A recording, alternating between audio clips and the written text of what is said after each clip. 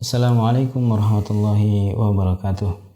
Alhamdulillahirrabbilalamin. Salatu wassalamu ala nabiyina Muhammadin wa ala alihi wa sahbihi wa man tabi'ahum bi ihsanin ila yaumiddin, amma ba'd. Kaum muslimin yang dirahmati Allah Subhanahu wa taala, kita masih melanjutkan pembahasan tentang ilmu bahasa Arab ya. Kita belajar bahasa Arab dari nol ya. Kita sudah bahas pada seri yang sebelumnya tentang pengertian nahwu dan shorof ya. Pada kesempatan ini kita akan membahas ya poin yang selanjutnya tentang kalimah ya, dan jumlah mufidah. Apa itu kalimah dan apa itu jumlah mufidah? Ini penting untuk kita pahami. Mari kita lihat di dalam buku ya. Apa yang dimaksud dengan al-kalimah? Kalimah adalah lafadz yang menunjukkan suatu makna. Lafadz yang menunjukkan suatu makna. Dalam bahasa Indonesia kita mengenalnya sebagai kata. Jadi kalimah ini kalau kita transfer ke dalam bahasa Indonesia artinya adalah kata. Contohnya kita lihat ya. Min artinya dari. Qori'un artinya pembaca. Kitabun artinya buku atau kitab ya. Kataba artinya menulis. Ini adalah apa? Kata. Dalam bahasa kita sebut kata. Kalau dalam bahasa Arab disebut dengan apa? Al-kalimah. Al-kalimah itu kata ya. Ini dalam istilah ilmu nahwu. Nah, kalimah dalam bahasa Arab terdiri dari isim atau kata benda, fi'il atau kata kerja, dan harf atau kata sambung ya. Huruf maksudnya kata penghubung.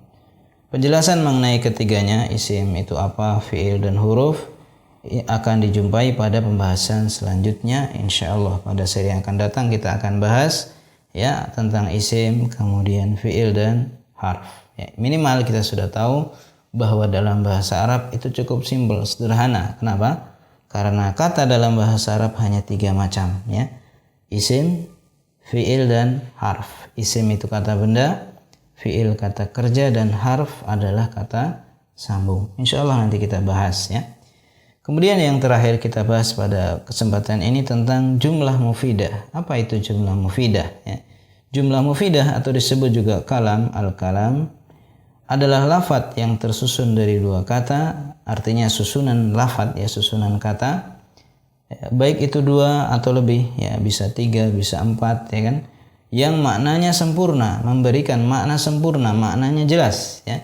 Diucapkan dengan sengaja, artinya bukan dalam keadaan mabuk ya, bukan dalam keadaan mengigau, tapi dia sadar, orangnya ini sadar ya, dia dalam keadaan sadar, dan menggunakan bahasa Arab. Ingat ya, yang disebut dengan jumlah mufidah khusus ya untuk bahasa Arab saja, sehingga ketika kita bicara dengan bahasa Indonesia atau bahasa yang lainnya, maka ini bukan kalam, bukan jumlah mufidah. Jumlah mufidah khusus untuk bahasa Arab saja.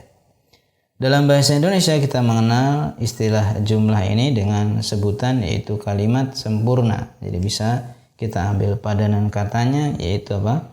Kalimat sempurna alias jumlah mufidah. Perhatikan contohnya, Umaru imamun adilun. Umar seorang imam yang adil. Umar seorang imam yang adil. Ini kalimat sempurna, ya kan? Kataba Aliyun ar-risalata. Ali telah menulis apa? Risalah, surat. Kataba Aliyun ar-risalah. Ali menulis apa? Surat. Aliyun maridun. Ali sakit, ya. Dhahaba Muhammadun ilal masjidi. Telah pergi Muhammad ke masjid.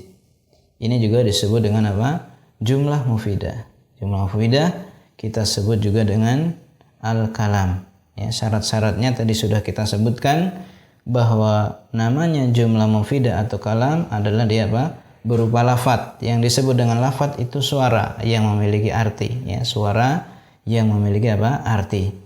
Kemudian tersusun ya dari 2 kata atau lebih, kemudian memberikan faedah yang sempurna, kemudian apa? Diucapkan dengan dalam keadaan sengaja yaitu sadar, dan menggunakan yaitu bahasa Arab. Itulah yang disebut dengan al-kalam atau jumlah mufidah. Ya. Demikian yang kita bahas pada kesempatan yang singkat ini.